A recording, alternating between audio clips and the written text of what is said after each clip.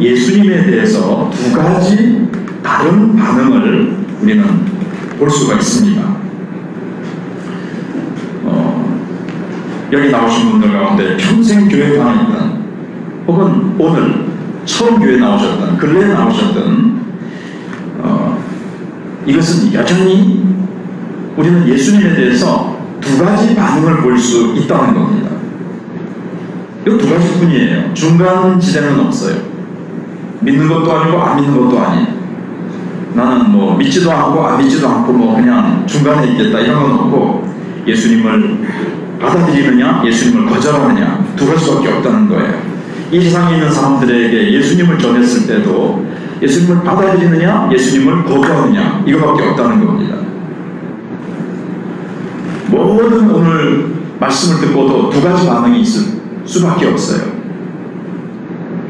예수님께서 산상수훈에서 마태복음 5장, 6장, 7장을 산상수훈이라고 하는데, 다 전하고 나서 맨 끝에 나의 이 말을 듣고 행하는 자는 한마디로 복이고, 내가 전하는 이 말을 듣고 행하지 않는 자는 망한다. 그래서 복이냐 멸망이냐, 축복이냐 저주냐, 성경은 두 가지를 분명하게 말씀하고 있습니다. 자, 9절에 보시면 참빛 곧 세상에 와서 각 사람에게 비추는 빛이 있었다 이렇게 말씀하고 있습니다. 그런데 여기 각 사람에게 비추는 빛 이렇게 되어 있거든요. 각 사람에게 비추는 빛. 근데 이제 이게 영화에 보면 이제 모든 사람에게 비춘다. 이제 각 사람에게, 각각 모든 각자에게 다 하나님의 빛은 예수님을 말하잖아요. 모든 사람에게 이 빛이신 예수님이 비추어졌다 이렇게 되어 있지만, 이걸 이제 조금 제가 자세히 설명을 드려보면, 이제 우리가 예수님을 믿으려면요, 우리의 힘으로는 지난주에 말씀드린 대로 영적으로 우리는 소경되어서 빛이 있어도 빛을 볼 수가 없어요. 지금도 빛이 비추고 있지만 시신경이 정상인 사람은 만물이 보이지만, 시신경이 문제가 생긴 사람은 빛은 분명히 해가 떠서 다 온 세상을 두루 비추고 있지만 보이지 않는 거죠. 그것처럼 우리가 예수를 믿기 위해서는 성령 하나님께서 우리의 마음의 눈을 띄워주시면서 그 빛을 비추셔야 돼요. 우리의 영혼의 빛을 비추셔야 돼요. 그게 무슨 말이냐면요, 우리가 성탄절이 왔습니다. 야, 예수님이 오신 성탄절이다. 모든 사람들이 막 예수님에 대해서 듣습니다. 그리고 예수님이 뭐 아기 예수로 오셔서 우리를 구원하시기 위한 구세주로 오셨대. 그분은 우리를 위해서 십자가에 죽으시고, 이런 것들을 쭉 많은 사람들이 듣습니다. 이것을 조금 시작하자마자 좀 어려운 신학적인 용어를 썼는데, 외적인 조명이라고 합니다. 외적으로 비춰주시는 거예요. 바깥에서 그냥 예수님에 대해서 막 듣기는 들어요, 사람들이. 근데 그거 듣고는 그래? 예수를 믿어야 되겠네, 예수를 믿어야 내가 구원받겠네 하면서 마음 깊이 이걸 깨닫고 마음 깊이 찔림을 받으면서 예수를 믿어야지 하면서 마음 깊이까지 하나님이 일하신, 이걸 갖다 이제 성경에서 여기서 이거는 비추심이에요. 하나님이 그 영혼 깊이까지 비춰주시는 거냐? 구절은 그걸 말하는 게 아닙니다. 그냥 밖에서, 그러니까 이 빛을 비추시는데 밖에, 겉에만 수박 겉덕이시고 밖에까지만 비추시는 빛이 있고, 정말 그 영혼 깊이까지 하나님이 비춰주시는 이 비추심이 있어요. 진짜 예수를 믿게 되려면 나중에 이제 끝부분에 가서 나오겠지만, 정말 예수를 정말 마음에 믿고 영접하고 믿게 되는 사람은 하나님이 어디까지 빛을 비추시는 걸까요? 영혼 깊숙이까지 빛을 비춰주시는 거예요. 영적인 시각이 죽었어, 영적으로 죽어서 그 빛이 비춰져도 모르거든요. 근데 지금 밖으로 비춰주는 것은 영적인 소경이 되기 때문에 바깥으로만 비추어지는 것 가지고는 예수님이 구세주라는 것을 정말 깨닫고 예수님을 내가 믿어야 되겠구나까지는 못 나가는 거예요. 그러니까 성탄절날 와 기쁘다 구주 오셨네 막 캐롤송이 울리고 뭐 이렇게 하지만 사람들은 그것까지도 됩니까? 안 되죠. 우리가 막 전도를 하지만 예수 믿으세요, 예수 믿으세요 하고 예수님에 대해서 복음을 들어도 많은 사람들이 오늘 말씀을 보면 어떻게 했다 그러죠? 깨닫지 못하고 믿지 아니했다. 자기 땅에 오셨으나 네, 오늘 11절에 보시면 영접하지 아니하였으나 자기 백성이 여기 왔어요. 자기 백성이란 이스라엘 백성들인데 예수님을 오랫동안 메시아를 기다렸지만 메시아가 정작 왔지만 저건 메시아 아니야 하면서 몰라보고 예수님을 영접하지 않았습니다. 환영하지 않았다는 거예요. 영적으로 죽어 있기 때문에. 사실 구절에서 비추었는데 빛이 오셔서 비췄는데 11절에 왜 영접하지 못해요? 그래서 구절의 말씀은 빛이 그냥 겉으로만 비쳤다는 거예요. 하나님이 다 알려는 주셨어요.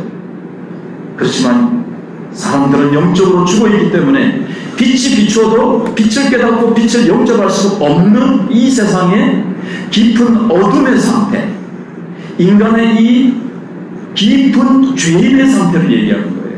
영적으로 죽어있는 사망에 사로잡힌 깊은 죄에 빠진 인간들을 얘기하는 겁니다. 그걸 먼저 말씀을 드립니다.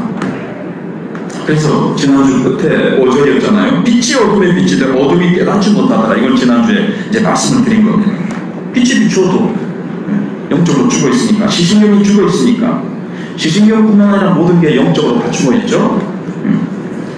그래서 육신의 눈은 뜨여 있고, 육신의 귀는 밝고, 육신의 손발은 움직이지만 하나님을 향한 영적인 생명이 죽어있기 때문에 하나님께 전혀 반응하지 않고 하나님을 찾지 않고 하나님께 나올 수 없고 그렇게 되는 겁니다. 그런데 이제 오늘 9절을 조금 설명해 드렸고요. 10절을 보면 그가 세상에 계셨으며 이게 이제 예수님이 이 세상에 오셔서 이 세상에 이제 계시게 된 거예요. 오셔서 빛이 어둠에 빛이 되가 뭐라고 했습니까? 예수님의 성육신, 예수님이 이 세상에 찾아오신 분이라고 말씀을 드렸습니다. 그래서 10절에 그가 이제 이 세상에 오셔서 이 세상에 계셨어요. 근데 이거는 이 깜깜한 어두운 방에 누군가 스위치를 딱 켜가지고 불이 쫙 들어오게 되는 것을 얘기하는 겁니다. 빛이신 예수님이 이 세상에 계시게 될 거예요. 물론 사람들이 다 소경과 같이 영적으로 소경과 같이 되어가지고 빛이 오셨는데도 이걸 보지 못하니까 참 안타깝고 답답하지만 그래도 빛이 이 땅에 오셨다는 것. 그전에는 이 세상이 깜깜했다는 거죠. 깜깜했고 그 어디에도 참된 생명을 찾아가는 길이요 진리요 생명 되신 예수님이 이 세상에 안 계셨어요. 근데 길이요 진리요 생명 되신 예수님이 이 땅에 오셔서 이 땅에 계시게 된 겁니다. 그것을 말씀하고 있는 겁니다. 근데 또 앞에서 나왔던 내용이 나오죠. 세상은 그로 말미암아 지은 바 되었으되 세상이 그를 알지 못하였고 3절에서 나왔던 내용이죠. 만물이 그로 말미암아 지은 바 되었으되 지은 것이 하나도 그가 없이는 된 것이었는데 이 세상 모든 만물이 다 예수 그리스도 말씀이신 예수 그리스도로 말미암아 지은 바 되었다는 겁니다. 그래서 세상에 빛이 오셔서 빛이 이 구원의 생명의 빛이 온 세상을 이 복음으로 말미암아 비추게 되었습니다. 그런데 문제는 어떻게 반응하느냐이죠. 사람들이 두 가지 반응이 있다는 거예요. 빛이신 예수님이 이 땅에 찾아오셨고 예수님이 이 땅에 계셨습니다. 특히 예수님은 3년 반 동안 이제 이 땅에서 하나님 말씀을 전하시고 자신의 빛을 계속 이제 비추시는 일을 하셨잖아요. 그리고 이제 교회를 세우시고 교회를 통해서 빛을 계속 비추고 계시는데 교회는 예수라는 빛을 계속 복음을 통해서 세상을 향해서 우리가 비추고 있습니다. 이 사명을 우리가 하지 않으면 세상은 빛을 볼 수가 없어요. 우리가 복음의 말씀을 증언하지 않으면 그래서 오늘 이제 세례 요한이 나오잖아요. 이 빛에 대해 증언하는 자가 왔으니, 그러면서 이제 빛 대신 예수님을 증언하는 세례 요한에 대해서 이제 얘기하고 있습니다. 자, 이제는 처음에 말씀드린 대로 빛이신 예수님에 대해서 두 가지 반응, 이렇게 딱 갈라질 수밖에 없다는 것이 오늘 본문의 큰 요지입니다. 자, 여기 오신 분들은 어떻습니까? 빛이신 예수님을 깨닫고 믿고 받아들인 자들입니다. 여러분, 계속해서 우리는 빛을 바라보고, 여러분 빛을 계속 바라보고 계십니까? 주일날 11시부터 12시 1시간만 바라보고 계십니까? 항상 빛을 향해서 빛을 바라보고 빛을 향하여 걸어가고 있고, 빛 대신 주님 속에서 빛 가운데 계속 걸어가고 계십니까? 월요일도 화요일날도 직장에서도 어디에 있든지 빛이신 예수님 안에서 걸어가고 계십니까? 교육을 나서고 나서부터는 세상의 빛을 내가 내 지식과 내 경험의 빛으로 그냥, 예수님 다음 주에 올게요, 다음 예배당 올 때까지, 다음 주 예배당 올 때까지 안녕히 계세요 하고 나가가지고는 세상의 빛으로 나의 빛으로 살고 있는지를 한번 생각해 보세요. 그래서 결국에는 두 가지 선택밖에 없는데, 빛 가운데 머물면서 빛 가운데 행할 것이냐, 아니면 어둠 속에서 머물 것이냐, 이 두 가지밖에 없다는 거예요. 그리고 성경은 말씀합니다. 우리가 전도가 좀 힘들 이유 중에 하나는 어둠에 있는 세상 사람들 향해서 우리가 도전하기 때문에 그렇습니다. 빛이신 예수님을 제시하면서 사실은 딱 제시하는 거예요. 예수님을 제시하면서 예수님을 받아들일 것입니까? 예수님을 거절할 것입니까? 이거예요. 근데 어둠 속에 있는 자들에게 빛을 딱 비추면 어떻죠? 깜깜한데 오래 있던 사람에게 빛을 비추면 아우 눈부시고 이게 막 힘들어요. 어둠에 익숙해요. 어둠에 잡혀 있어요. 빛을 제시합니다. 빛을. 빛한테 어떻게 반응할 것인가를 사실 궁지로 모르고 가는 거예요. 우리는. 그래서 예수 얘기 좀 하지 마라, 전도하면. 그러죠. 예수라는 이분이, 빛이신 이분이 사실 부담스러운 거예요. 근데 이분을 믿어야 산다, 이분이 생명의 빛이다 라고 우리가 얘기하니까 참 듣는 사람들에게는 사실 부담이 되는 겁니다. 도전을 받는 겁니다. 이 앞에 반응할 수밖에 없는데 반응하기 거북스러워요. 그래서 우리도 막 전하면 이상스러워, 또 예수, 아이고 참, 니는 다 좋은데 왜 그 교회 다니면서 그 믿든지 안 믿든지 우리 작은데 왜 이걸 믿으라고 자꾸 그러나, 이렇게 이제 딱 되는데 우리는 그게 사명이거든. 빛이신 예수님 없으면 안 된다는 걸 알고 빛 대신 예수님을 전하는데 빛이시는 거예요. 빛이 왔을 때, 자기 백성이 왔을 때 영접지 않아요. 이게 대부분 사람들의 반응이에요. 그냥 세상이 어둠이고 어둠에 잡혀있기 때문에, 어둠의 영역에 있어요. 하나님의 은혜가 아니고는 어둠에서 빛으로 건너온다는 것은 13절에 나중에 말씀드리겠지만 이건 인간의 힘으로는 불가능해요. 아무튼 사람들은 영접지 않아요. 근데 교회를 다니는 우리들도 한번 생각해 보세요. 영광의 빛을 참 주님을 따라가는 것은, 주님의 말씀 속에서 순종하며 살아가는 것은 영광스러운 빛 속에서 걸어가는 거예요. 물론 고난은 있습니다. 근데 그 주님을 따라가려고 하니까 뭔가 아직 세상에 미련이 있고 뭔가 이게 내 자신에게서는 아직 매여있는 게 많아요. 그래서 영광의 빛을 온전히 따르지 못해요. 그 빛이, 주님을 따라가는 것은 영광의 빛 가운데 걸어가고 하는 건데, 그 영광의 빛을 아직 경험하지 못했거나 영적으로 아직 어려서 그 영광의 빛 대신 주님을 온전히 따르고 그분께 헌신하지 못하는 거예요. 그러나 또 한편으로는 어둠 속에 있고 싶진 않아요. 그러니까 이런 비유를 한번 생각해 봤어요. 지금 이제 빛 대신 주님이 쫙 비추고 있는데 빛 가운데 있기는 좀 거시기하고, 그래서 우리 의자 밑에 싹 들어가가지고 약간 어두컴컴한 데나, 지금 여기 HBM으로 다 박아서 기둥이 없잖아요. HBM 건물이 이제 장점이 기둥이 없잖아요. 옛날에는 교회 아니 기둥이 있었어요. 근데 기둥 뒤에 딱 숨어가지고 목사님하고 안 마주치는. 근데 예수님하고 딱 직접 마주치지는 않고 예수님을 믿고 이제 예수님을 따른다고 하지만 기둥 뒤에 숨어 있는 것처럼, 어디 뒤에 딱 숨어서 저 주님을 따라가는 것처럼, 영광스러운 빛 가운데 있지도 않고, 그렇다고 해서 완전히 어둠 속에 있는 건 아니고, 막 이상하게 좀 어둠침침한 좀 이상한 회색지는 없는데, 그렇게 주님을 따르고 있지 않는지 오늘 분명히 예수 믿느냐 안 믿느냐, 나는 믿었어, 오늘 말씀 됐네, 나는 이쪽이니까 나는 뭐 별로 들을 거 없고 나는 뭐 크게 상관없고 나는 이제 구원받았고 뭐. 그런데 한번 제가 도전을 해보는 거예요, 이 말씀 앞에서. 그리고 예수 믿고 우리는 은혜로 하나님 자녀의 권세를 받고 놀라운 은혜와 기적 속으로 들어왔지만, 그러나 그 놀라운 축복을 내가 잘 누리고 있느냐를 한번 제가 우리 자신 한번 살펴보면서 우리 한번 도전을 받아보고 나 자신 한번 깊이 살펴보는 말씀까지 이제 생각해보고 싶은 거예요. 성경은 회색지대를 허락하지 않고 있는데 나는 자꾸 회색지대, 영광의 빛 가운데 주님은 우리를 부르셨는데 거기는 자꾸 지금 뭔가 이렇게 주춤주춤하면서 그냥 그 빛 가장자리에만 있다 그럴까? 그렇다고 우리는 어둠은 아니에요. 어둠에서 불러내셨으니까.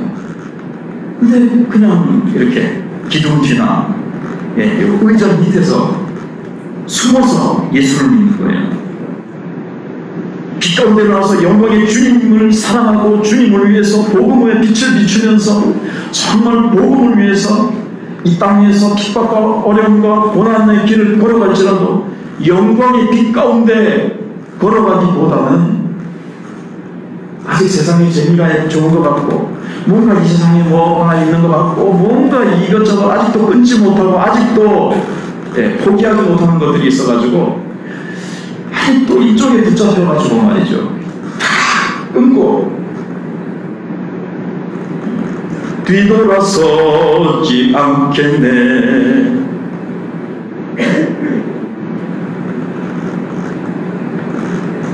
그 있잖아요, 십자가 지고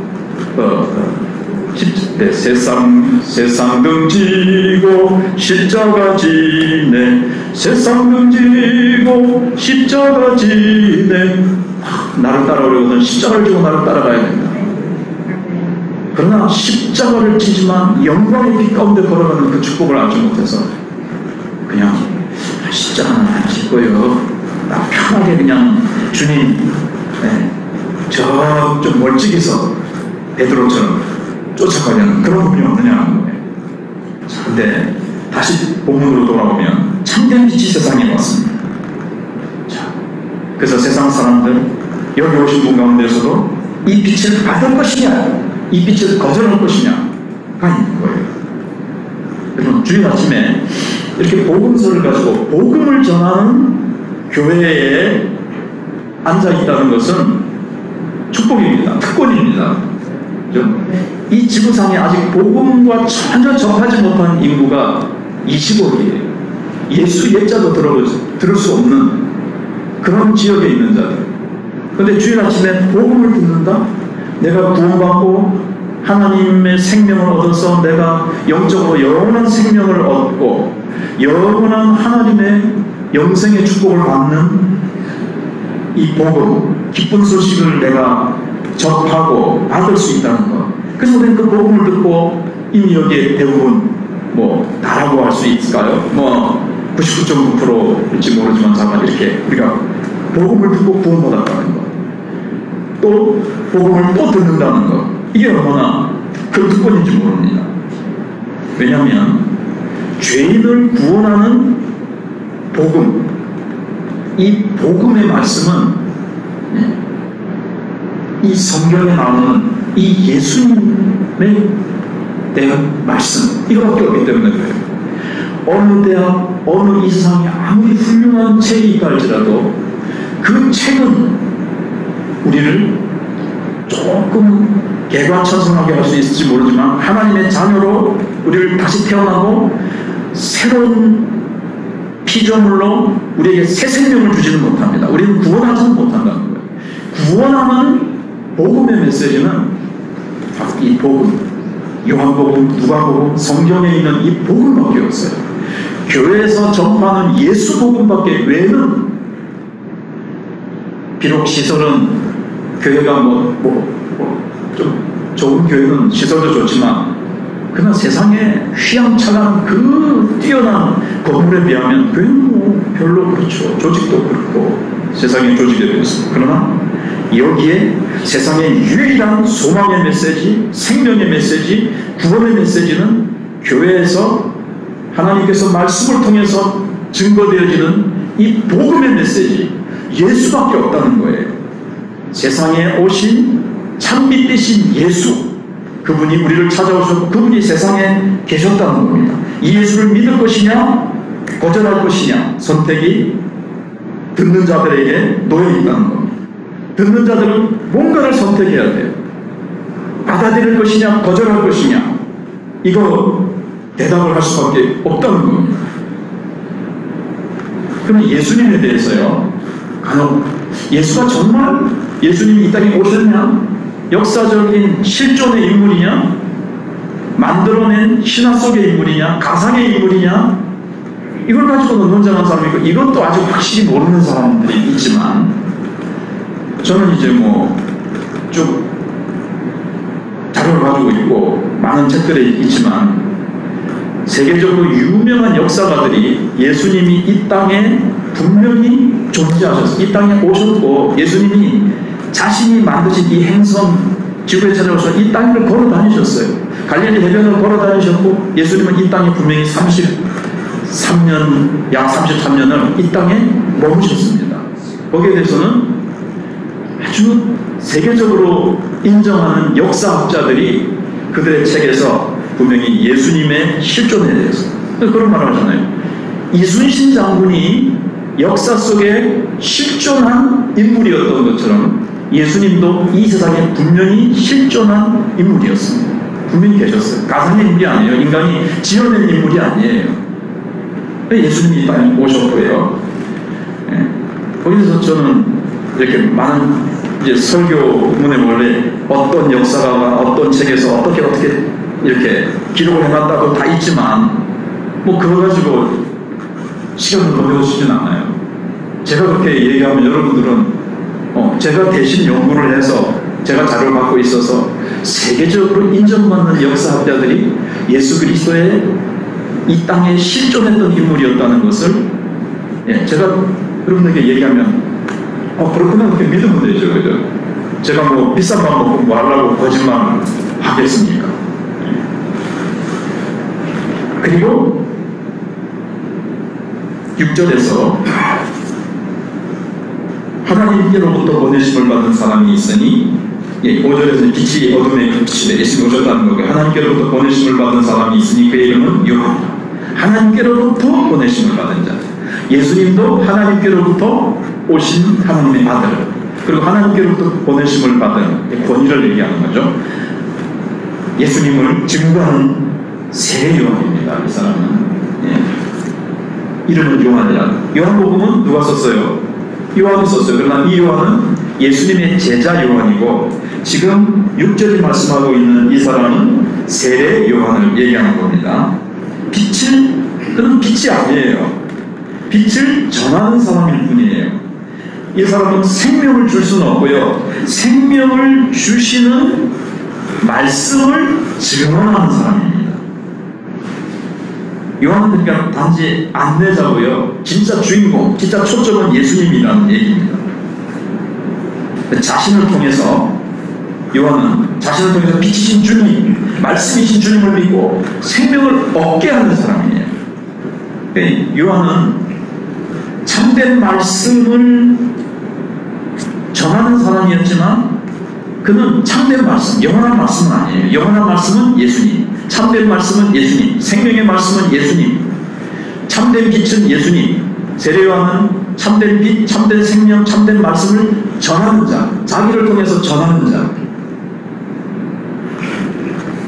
그래서 나중에 뒤에 보시면 나는 빛이 아니다, 나는 예수가 아니다, 나는 구세주가 아니다, 나는 메시아가 아니다 계속 그렇게 이제 얘기를 합니다. 우리가 여기서 우리도 그렇습니다. 우리는 누굽니까? 빛을 전하는 자입니다. 내가 만난 빛이신 예수님을 증언하는 자입니다. 빛이신 예수님이 오셨다 하는 것을 마치 손가락과 같은 거예요. 우리는 손가락, 표지판과 같이. 우리는 등불과도 같아요. 예수님은 빛이십니다. 그래서 그 앞에 응답인데 여기서 이제 기억하게 나는 빛이 아닙니다. 나는 스포트라이트를 받아야 될 사람이 아닙니다. 그래서 세례요한이 워낙 말씀을 힘있게 능력있게 막 증거하고 은혜스럽게 전하니까 사람들이 저 세례요한이 우리가 기다리는 메시아 아닌가? 이렇게 하니까 아니다, 나는 아니다. 자기한테는 막 초점과 스포트라이트가 비춰지니까 나는 아니야. 자기의 사명은 예수를 가르치는 거고 예수를 증언하는 건데 자기에게 뭔가 초점이 맞춰지고 자기를 그리스도로 오해하려고 하니까 나는 아니다. 이걸 이제 분명히 했기 때문에 세례요한이 위대한 겁니다. 우리도 마찬가지입니다. 우리의 인생에서 세상에서 내가 초점을 맞추는 자가 아닙니다. 내가 주인공이 아닙니다. 내가 유명해지는 것이 아닙니다. 우리는 예수님을 높이는 자고 예수님을 얼마나 유명하신 분이신지 예수님께로 계속 초점을 맞추고 내게 오는 관심과 초점을 예수 그리스도께로 자꾸 향하게 해야 될 사명이 있는 자가 바로 우리라는 거예요. 자, 그럼 이제 좀 생각을 해보면요. 서론이 좀 길어졌습니다만 10절과 11절에 보시면 근데 앞에서 많이 설명을 드렸으니까 그가 세상에 오셨어요. 그런데 그 세상은 어떤 세상이라고 얘기하고 있습니까? 그가 지으셨다는 거예요. 이 세상의 창조자시고 이 세상의 주인이시에요. 이 세상을 직접 만드신 그분이 이 땅에 오셨어요. 그런데 세상에 말이죠. 이 세상을 지으신 분이 왔는데 못 알아봐요. 똑같이 우리의 모습으로 오셨으니까. 그리고 무엇보다도 어둠 가운데 있기 때문에 참 뭐라 그럴까요? 비참함. 이 세상이 이렇게까지 비참한 상태가 되었다는 얘기가 거죠. 그를 알지 못했고 자기 땅에 오면 자기 백성이 영접하지 않았습니다. 여기 이제 자기 백성은 크게 보면 이제 예수님이 다 만드셨으니까 온 인류라고 볼 수도 있지만 특별히 이제 요한복음은 유대인들을 향해서 특별히 염두에 두고 썼다고 말씀드렸잖아요. 유대인들을 이제 볼 수가 있다고 얘기할 수가 있습니다. 유대인들은 구약시대 때부터 성경을 받았고 메시아 예수 그리스도를 기다리던 자들이었는데 그들은 깊게 기다리던 눈이 빠지도록 목이 빠지도록 기다리던 메시아가 왔는데도 참 안타깝게도 영접하지 않았어요. 지금은 그런 일이 없을까요? 어릴 때부터 교회를 다녔습니다.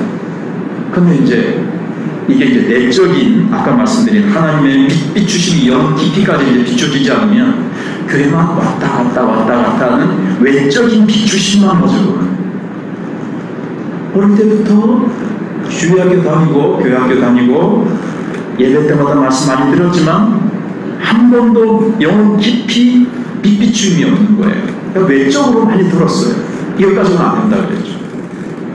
그래서 주인 되신 예수님이 이 세상의 주인 되신 예수님이 오셨지만 그렇게 기다리던 메시아가 오셨는데 영접하지 않은 것 같이 우리 가운데도 그럴 수 있어요. 꼭 믿는 집안의 자녀뿐만 아니라 교회에 열심히 다니다가 한 10년쯤 다니다가 그냥 신앙을 그만둔 사람이 있어요. 결국은 깊이 영접하지 않은 거죠. 영접하려고 다녔지만 뭔가 지금 예수님을 깨닫지 못하고 알지 못하고 예수님 영접하지 못한 거예요. 결국 그만둔 것은 다음에 또 돌아올 기회가 또 있었지만 예수님을 뭐하는 거죠? 거절한 거예요. 거절한 것은 심각한 죄입니다. 우주의 주인 되시고 자신의 생명을 누가 만드셨어요? 예수로 말미암아 만들어졌어요. 생명의 빛을 지고 있는 자 예수님이 만물을 말씀으로 붙들고 계시다는 것은 지난주같이 지난주에도 생각해본 말씀입니다. 자신의 생명과 심장의 뛴과 호흡이 다 예수 그리스도께서 지금도 나를 붙들고 계시기 때문에 주님의 붙들림에 의해서 자기가 지금도 숨쉬고 심장을 뛰면서 움직이고 있는 그 예수를 거절한다. 나의 주인이요 우주의 주인을 거절한다. 세상 법에는요 하나도 법에 걸리지 않습니다. 세상 법정에 나가서 예수한테 든게 무슨 죄가 됩니까? 하나도 종교의 자유가 있는데, 그러나 마지막 날 하나님의 법정 앞에서는 단 이것이 문제가 되는 겁니다. 온 우주의 주인 되시는 창조주 되시고 우리를 구원하러 오신 유일한 생명의 구주 되시고 생명의 빛 되신 예수님을 거절했습니다.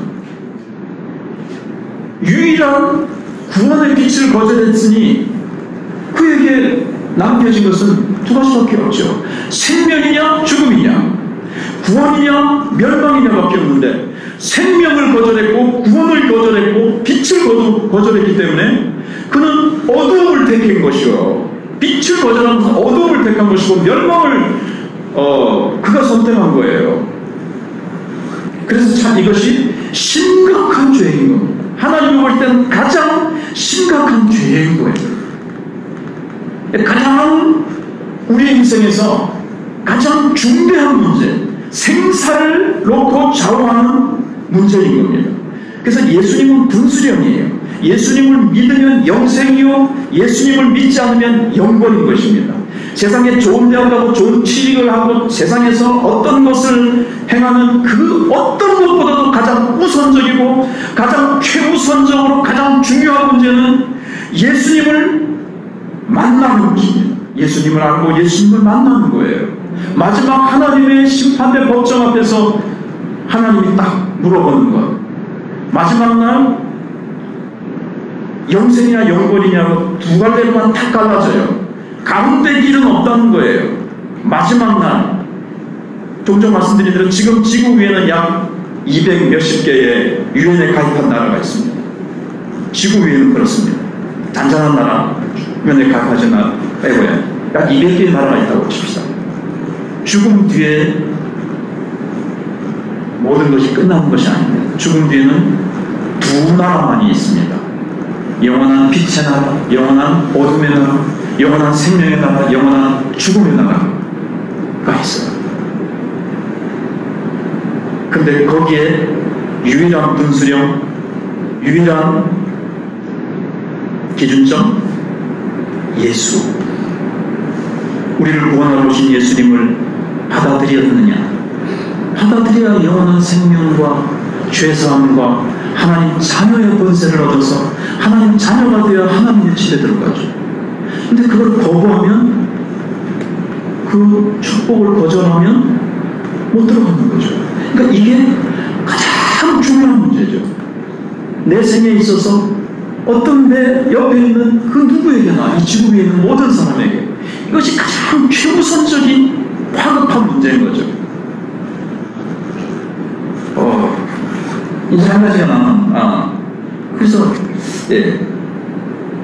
집을 지은 사람이요, 집주인이 이제 집을 지어놓고 누군가 이제 살고 있는데 똑똑 두드리면서 찾아왔어요, 집주인이. 그 사람에게 이제, 근데 이제 중간고 생략하고, 근데 그 집에 사던 사람이 주인이 찾아왔는데, 아이고, 이 집을 지은 주인님 어서오세요. 그동안 참 여기서 내가 행복하게 잘 살았습니다. 뭐 이런 식으로 돼야 되는데, 당신이 무슨 주인이야? 주인은 못 알아보고, 필요 없어! 어디서 그러면서 뭐 거짓말 한다고 확, 당신 나랑 상관없어. 두들겨가지고 쫓아낸 거예요. 성경은 그보다 더한 거죠. 생명의 주인, 우주의 주인이 오셨는데 그를 죽여버린 겁니다. 자기 백성들. 이게 여기서 이제 영접지 않았다는 것이 점점 이제 시작해서 발전해서 결국 어떻게 될까요? 끝에 가서 이제 생명의 주님이 이제 죽으시는 것으로 이제 종결이 되지만, 그러나 또 우리의 그 죽으심이 우리의 죄를 위한 죽으심이었다는 것을 알게 되어지고, 그러나 죽음으로 끝나지 않고 다시 살아나시는 것으로 이제 나타나는 거죠. 그러면 이제 진짜 중요한 게 이제 또 한 가지가 남았습니다. 12절에 영접받는 자 곧 그 이름을 믿는 자들에게, 그러나 원래 원문에는 아니하여서 나아가 있잖아요. 그러나가 있어요. 거의 대부분 거절하는데 예외적으로 영접하는 자가 있다는 거예요. 이게 하나님의 은혜죠. 14절에 오늘 말씀을 드릴 겁니다. 예수님을 영접하는 자, 그 이름을 믿는 자, 믿는 게 곧 예수님을 받아들이는 거예요. 예수를 받아들였다? 그럼 예수를 믿는 거고, 예수를 믿었다? 그럼 예수를 받아들이는 거예요. 그러니까 하나님의 자녀. 모든 이 세상의 사람들이 하나님의 자녀 아닙니까? 하나님 만드셨으니까. 아닙니다. 그냥 그 사람은 태어난 그냥 사람일 뿐이에요. 하나님의 자녀는, 여러분, 저희는요, 자녀가 셋이 있어요. 딸, 아들. 큰딸, 그다음에 둘째 아들, 셋째 아들이 있어요. 저에게는 3명의 아들만 있어요. 자녀가 있어요. 그 아이들만 저에게 아버지라고 불러요. 만약 이 중에 누가 저한테 아버지, 그러면 그 사람 좀 잘못된 거죠. 아무도 나한테 아버지라고 부를 수는 없는 거예요. 근데 우리가 하나님의 자녀가 되면, 하나님을 아버지라 부르는 자는 좋은 일이 있으리라, 그게 있으리라.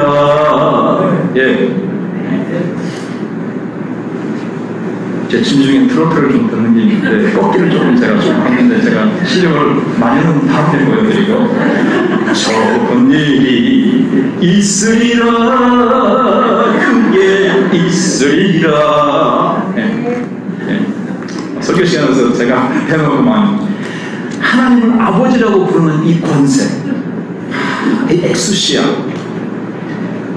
하나님 자녀의 권세, 대통령 자녀도 아니고, 이건희 자녀도 아니고, 하나님의 자녀의 권세. 이게 뒤에 이제 오늘 그것도 다 할 수는 없고, 그런 권세를 얻게 되죠. 예수님을 영접하는 자에게만 그 특권이 주어져요. 아무한테는 아니에요. 제가 낳은 3 자녀만 저한테 아버지라고 부를 수가 있고, 제가 그 자녀를 사랑하고, 내가 그 자녀에 대한 내가 책임 있고, 그 자녀를 내가 사랑하고 보호하고 공급해주고, 그 자녀를 아껴주고, 그렇습니다. 하나님도 예수를 영접해서 하나님의 자녀가 되는 자만 하나님의 자녀가 될 수가 있고, 하나님 자녀의 특권, 하나님 자녀의 권세, 권리를 하나님이 주시는 거예요. 이 권세가 얼마나 큰지. 근데 13절이 있습니다. 이는 혈통으로나 육정으로나 사람의 뜻으로 나지 아니하고 오직 하나님께로부터 난 자들이죠. 오늘 제목이 하나님께로부터 난 자죠. 근데 이 하나님 자녀가 되는 것이, 제가 맨 처음에 선택한 거라고 그랬잖아요. 선택인데,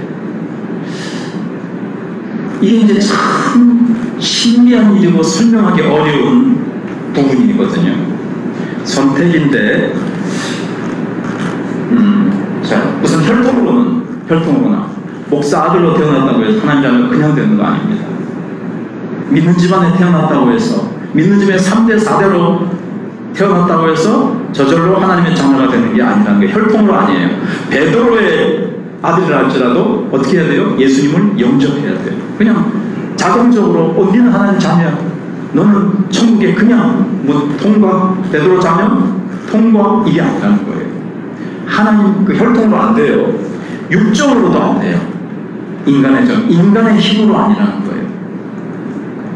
시간이 좀 갔기 때문에 결론적으로 좀 빨리 도약해서 말씀을 드려보면, 여러분, 당신 예수 믿을 거야 안 믿을 거야 전도지를 보고 이제 마지막에 선택하게 하는 게 있습니다. 예수님 영접하고 구원 얻으시렵니까? 하나님의 자녀가 되시렵니까? 아니면 지금 예수님을 시간에는 안 믿고 내가 예수님 믿는 것을 내가 선택하지 않는, 거절하는, 둘 중에 하나를 택하라는 그런 전도지도 있고, 우리가 예수 믿으시오 라고 우리가 도전할 때 예수 믿겠습니다 라고 선택해야 된다고 처음에 얘기했는데 13절은 그렇지 않은 게 있어요. 혈통으로는 육정으로나 뭐라고 그랬어요? 사람의 뜻으로 나지 아니야. 그러니까 내가 예수 믿겠습니다 하고 내가 선택하고 내가 결정하는 것 같은데 그게 아니라는 거예요. 여러분 태어나기 전에 이 세상에 아무개 집안에 아무개 아버지와 어머니의 자녀로 태어날 사람 손드세요 그래가지고 저요 선택해서 여러분들이 이 땅에 오는 사람이 있습니까? 부모님에 의해서 내가 태어나 보니까 아무개 집안에 내가 자녀로 태어난 것처럼 여기 하나님의 자녀가 혈통 육정 사람의 뜻으로 나지 않고 오직 하나님께로부터 난다라는 거예요. 또 이렇게 설명해 볼게요. 자, 여기 이제 공동묘지가 있습니다. 다 가니까 죽어 있죠. 공동묘지라서 여러분 내 말을 들으시오. 미친 사람이죠. 뭐 누가 들어요? 누가 들어? 죽어. 여기서 살아나고 싶은 사람들 손 들어보시오. 내가 살려주겠어. 그 말을 무덤 속에 있는 사람들이 듣고 저요 할 수 있어요? 다 죽어 있는데 마찬가지예요. 지금 다 영적으로 죽어 있어요. 세례 요한이 와서 전도자가 복음을 증거합니다. 예수 믿으면 살아납니다. 예수 믿으면 구원받습니다. 저요 하고 내가 선택한 것 같은데 영적으로 죽어 있는데 죽어 있는 자가 어떻게 듣습니까? 죽은 자가 어떻게 봅니까? 듣습니까? 어떻게 선택을 예수가 구주구나 그걸 알아보고 깨닫고 믿어야지 못하는 거예요. 그럼 어떻게 되는 거예요? 하나님께로부터 난 자, 하나님이 그 속에 신비한 어떤 역사 속에 하나님이 일하시는 거예요. 아까처럼 내적으로 영혼 깊이 지금 하나님이 일하셔서 그를 살려내시는 겁니다. 살아났어요. 언제 살아난지 정확히 얘기하기 힘들어요. 순간적으로 그에게는 생명이 들어갔습니다. 영적인 눈이 열리고 귀가 열렸습니다. 예수가 구주라는 것이 알아보고 깨달아진 거예요. 예수 그리스도의 음성 말씀을 듣고 믿어야 돼요. 구주시구나. 세상의 빛이시구나. 그래서 내가 예수나 믿겠어. 이렇게 된 거예요. 참 신비하죠.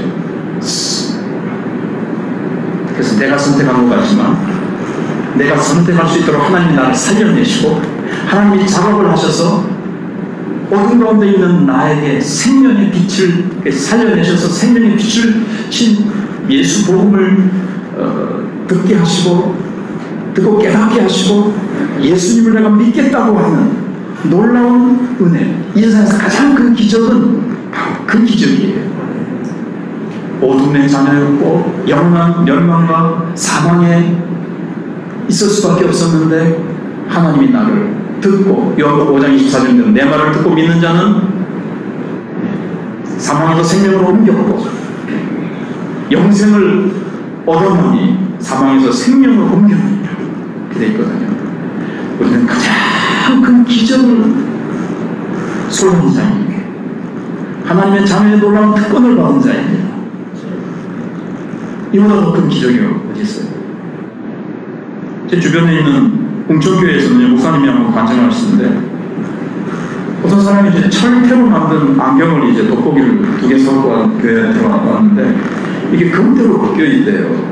금태로. 기적이 일어나는 교회로 목사님이 얘기를 하시는데 저는 큰 관심이 없습니다. 사실. 저는 제자훈련에서 성도들이 삶이 변화되고 예수님을 더 사랑하는 마음으로 예수님을 더 닮은 인격으로 변화된 사람이 변화된 게 중요하지. 철퇴이고 금태로 바뀌면 물론 그걸로 인해서 그 사람이 하나님을 더 깊이 만난다면 좋겠지만 한마디로 뭐 기적이 중요한 게 어떻게 보면 아니에요. 어떤 기적이요?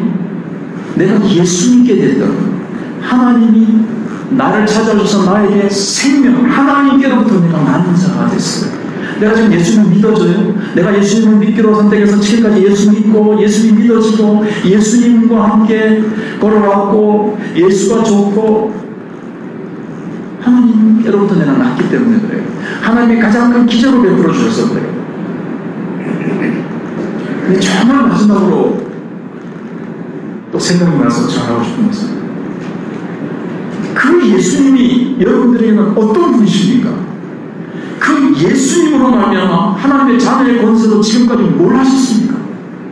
그 좋으신 예수님, 세상에 빛이신 예수님, 권능의 예수님과 더불어 여러분 어떻게 살아오셨습니까?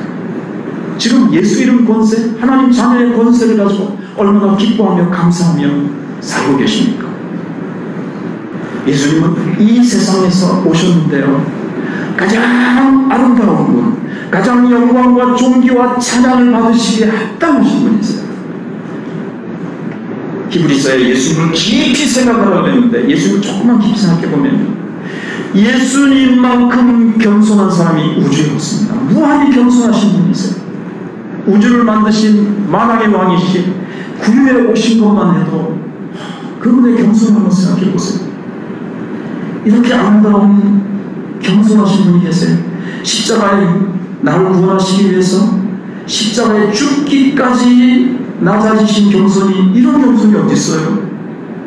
이렇게 겸손하신 분이 어디 있어요? 영원히 지옥 갈 나를, 멸망할 나를 구원하시기 위해서 자신의 생명을 주셨어요. 십자가에서 자신의 피와 살을 찢어 피를 다 나를 위해서, 마지막 한 방울까지 나를 위해서 흘려주신 그 사람, 무한한 사람입니다. 우주에 이런 사람이 어디 있어요? 나를 위해서 이런 무한한 사랑을 쏟아주신 분이 어디 있어요? 그분처럼 온유한 분이 어디 있습니까? 밤새도록 얘기해도 이렇게 아름다운 분이시기 때문에요, 이렇게 존귀하신 분이 없고요, 이렇게 사랑과 은혜와 온유와 겸손과 그분의 그 탁월하심은요 무한하신 분이세요. 그냥 그분 하늘에 계셔도 무한히 우리가 찬송과 영광을 드려도 합당하신 분이요, 조금 더 아깝지 아니하신 분인데, 그분이 날 위하여 오셔서 해주신 일들을 생각해보면 그분은 나에게 가장 특별한 분이시고 가장 소중한 분이시고 내가 가장 사랑해야 될 분이시고 내 모든 것을 다 드려야 되실 분인데, 그렇게 드리고 있느냐는 거죠. 예수님은 이상하게도 무시당하셨어요. 이 땅에 오시는. 지금도 예수님이 세계 곳곳에서 증거되고 있지만 예수님은 거절당하시고 무시당하십니다. 우리 가운데는 어떻습니까? 그분은 가장 높임을 받으시고 계십니까? 나의 입술을 통해서, 나의 삶을 통해서 그분은 정말 높임 받으시고 존귀 여김을 받고 계십니까?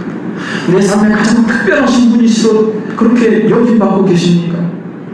내 취미생활과 내 어떤 세상의 그런 것들에게 내가 시간과 에너지를 쏟아붓는 것보다도 예수님은 훨씬 못하다면, 나는 그분은 정말 영접하고 가장 존귀한 분으로 나는 깨닫고 그분을 모시고 살아가고 있는 것입니까? 안 되는 이유는 예수님이 얼마나 존귀하고 놀라운 분이신가를 잘 모르기 때문에. 그래서 우리가 예수님을 더 알아가기 원합니다. 얼마나 존귀하신 분이신지를 우리가 알고 그분을 더욱 사랑하고, 나에게 가장 특별한 분으로 가장 나를 사랑하셨던 그분께 나도 마음 목숨 다하여 주님을 사랑합시다. 기도하겠습니다.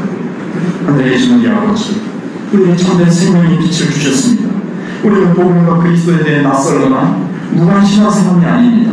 아버지께서 우리에게 당신의 말씀을 보내주셨고 그 말씀은 지금 이 세상에 찾아오셨습니다. 오주님, 우리를 믿음과 회개로 인도해 주시옵소서.